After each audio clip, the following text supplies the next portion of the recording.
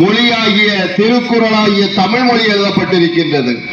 அப்படி சிறப்பு பெற்ற தமிழ் மொழியினுடைய ஒரு பண்பாட்டு நாகரிகத்தை வெளிப்படுத்துகின்ற இந்த பொங்கல் விழா இன்றைக்கு சிறப்பாக நடைபெற்றுக் கொண்டிருக்கின்றது.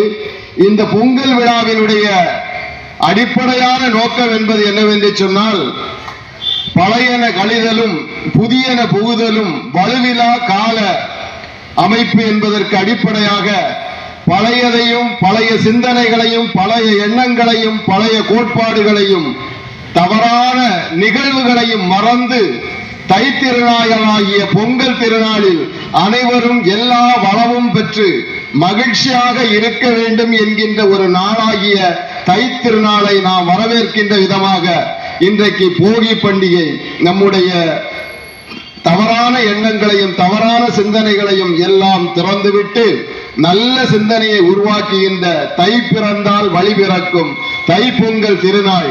நம்முடைய தமிழருடைய மரபுப்படி தமிழன் தனக்காக மட்டும் வாழ்ந்தவன் இல்லை, எல்லாருக்காகவும் வாழ்ந்தவன். அதனால்தான் தை திருநாளில் பொங்கல் வைத்தவுடன் சூரிய பகவானுக்கு அதை படையல் செய்துவிட்டு அடுத்த நாள் தன்னோடு அந்த உழவு பணிக்கு பயன்படுத்தப்பட்ட மாடுகளை அதற்கும் உணவளித்து அதற்கு அடுத்த நாள் தன்னுடைய உறவினர்களை காணுகின்ற விதமாக காணும் பொங்கலையும் கொண்டாடுகின்ற ஒரு நிகழ்வுதான் இந்த பொங்கல் திருநாள். அப்படிப்பட்ட பொங்கல் திருநாளினுடைய சிறப்பு என்னவென்று சொன்னால், அனைவரும் அனைத்தையும் பெற்று மகிழ்ச்சியாக வாழுகின்ற ஒரு நன்னாள்.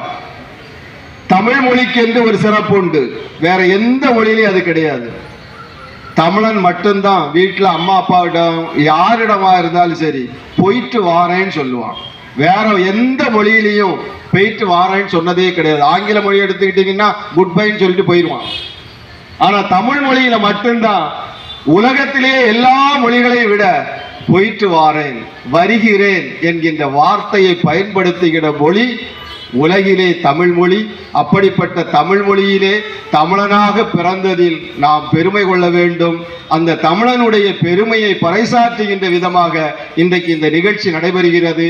இந்த நிகழ்ச்சிக்கு வருகை தந்து சிறப்பித்துக் கொண்டிருக்கின்ற அத்துணை உள்ளங்களும் எல்லா வளங்களும் பெற்று நீடூடி நோய் நொடி இல்லாமல் வாழ வேண்டும், அதற்கு இறைவன் அருள் புரிய வேண்டும் என்று கூறி என்னுடைய தலைமை உரையை முடித்துக் கொண்டு அனைவரையும் வரவேற்பது